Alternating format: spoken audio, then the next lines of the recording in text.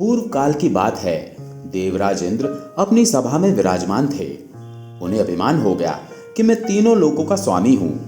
ब्राह्मण हमें यज्ञ में आहुति देते हैं, देवता हमारी उपासना करते हैं। मुझे एक सामान्य ब्राह्मण गुरु बृहस्पति से इतना डर रखने की कोई जरूरत नहीं है, और ना ही मुझे उनको इतना सम्मान देने की जरूरत है। वो तो हमारी जीविका से पलते हैं। ऐसा सोचकर वे अपने इंद्रासन पर डटकर बैठ गए। देव गुरु बृहस्पति के आने पर ना तो वे स्वयं उठे और ना ही अन्य देवगणों को उठने दिया। देव गुरु बृहस्पति इंद्र का ये विचित्र रूप देखकर स्वर्ग से वापस लौट गए और कहीं एकांत में जाकर छिप गए। थोड़ी देर पश्चात देवराज इंद्र का अभिमान उतर गया। उन्हें अपनी गलती का एहसास हुआ। उन्हें अपने कृत्य पर बड़ा पश्चाताप हुआ। दौड़े दौड़े वे अपने गुरु को मिलने के लिए गए, परंतु देव गुरु बृहस्पति तो पहले ही चले गए थे। निराश होकर देवराज इंद्र वापस स्वर्ग लौट आए। गुरु के बिना अब यज्ञ कौन कराए? यज्ञ के बिना देवता शक्तिहीन हो जाएंगे। असुरों को ये बात मालूम हो गई। उन्होंने अपने गुरु शुक्राचार्य से सम्मति लेकर देवताओं पर चढ़ाई कर दी। देवराज इंद्र को स्वर्ग छोड़कर भागना पड़ा। स्वर्ग पर असुरों का अधिकार हो गया। पराजित देवताओं को लेकर देवराज इंद्र परमपिता ब्रह्मा के पास गए और अपना सब हाल सुनाया। परमपिता ब्रह्मा ने कहा, त्वष्टा के पुत्र विश्वरूप को अपना गुरु बनाकर काम चलाओ। देवताओं ने परमपिता ब्रह्मा के कहे अनुसार ही किया। विश्वरूप बड़े विद्वान, वेदज्ञ और सदाचारी थे, परंतु उनकी माता असुर कुल की थी। इसलिए वे देवताओं से छिपकर असुरों को भी कभी कभी यज्ञ भाग दे देते थे। इससे असुरों के बल में वृद्धि होने लगी। देवराज इंद्र को इस बात का पता चला, परंतु उनके पास दूसरा कोई उपाय ही नहीं था। एक दिन विश्वरूप एकांत में बैठे वेद अभ्यास कर रहे थे कि देवराज इंद्र ने पीछे से जाकर उनका सिर काट लिया। इस पर उन्हें ब्रह्म हत्या का पाप लगा। येन केन प्रकार से देव गुरु बृहस्पति को प्रसन्न करके देवराज इंद्र ने यज्ञ आदि करा के ब्रह्म हत्या के पाप को पृथ्वी, जल, वृक्ष और स्त्रियों में बांट दिया। देवराज इंद्र का फिर से स्वर्ग पर अधिकार हो गया। इधर ऋषि त्वष्टा ने जब सुना कि देवराज इंद्र ने मेरे पुत्र को मार दिया है तो उन्हें बड़ा दुख हुआ। अपने तप के प्रभाव से उन्होंने उसी समय इंद्र को मारने की इच्छा से एक बड़े बलशाली और शक्तिशाली दैत्य वृतासुर को उत्पन्न किया। वृतासुर के पराक्रम से तीनों लोग भयभीत थे। उसके ऐसे पराक्रम को देखकर देवराज इंद्र भी डर गए। वे अन्य देवताओं के साथ दौड़े दौड़े परमपिता ब्रह्मा के पास गए। सब हाल सुनाकर उन्होंने परमपिता ब्रह्मा को वृतासुर के कोप से बचने का कोई उपाय पूछा। परमपिता ब्रह्मा ने कहा, देवराज, तुम किसी प्रकार वृतासुर से बच नहीं सकते।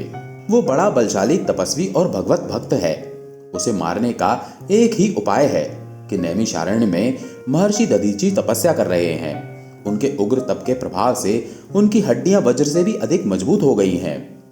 यदि परोपकार की इच्छा से वे अपनी हड्डियों का दान कर दें और उनसे तुम अपना वज्र बनाओ तो वृतासुर मर सकता है।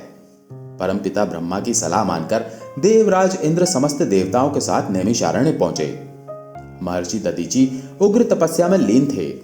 देवराज इंद्र ने महर्षि दधीचि को भांति भांति प्रकार की स्तुति करके प्रसन्न किया। तब महर्षि दधीचि ने उन्हें वरदान मांगने के लिए कहा। देवराज इंद्र ने हाथ जोड़कर कहा, त्रिलोक की मंगल कामना के निमित्त आप अपनी हड्डियों का दान हमें दे दीजिए। महर्षि दधीचि ने कहा, देवराज, समस्त देहधारियों को अपना शरीर प्यारा होता है। स्वेच्छा से शरीर को जीवित अवस्था में छोड़ना बड़ा कठिन होता है, किंतु त्रिलोक की मंगल कामना के निमित्त इस शरीर का त्याग करना भी मुझे स्वीकार है। मेरी इच्छा तीर्थ करने की थी। देवराज इंद्र ने कहा, ब्राह्मण, मैं समस्त तीर्थों को यही बुलाए देता हूं। इतना कहकर देवराज इंद्र ने समस्त तीर्थों को नैमिषारण्य में बुलाया। सभी ने महर्षि दधीचि की स्तुति की।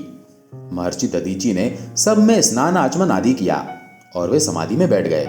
जंगली गौ ने उनके शरीर को अपनी कांटेदार जीभ से चाटना आरंभ किया। चाटते चाटते उनके शरीर की चमड़ी उड़ गई। तब देवराज इंद्र ने उनकी तप युक्त रीढ़ की हड्डी निकाल ली और उससे एक महान शक्तिशाली तेजोमय दिव्य वज्र बनाया गया। और उसी वज्र की सहायता से देवराज इंद्र ने वृतासुर को मारकर तीनों लोकों के ऊपर छाए संकट को दूर किया।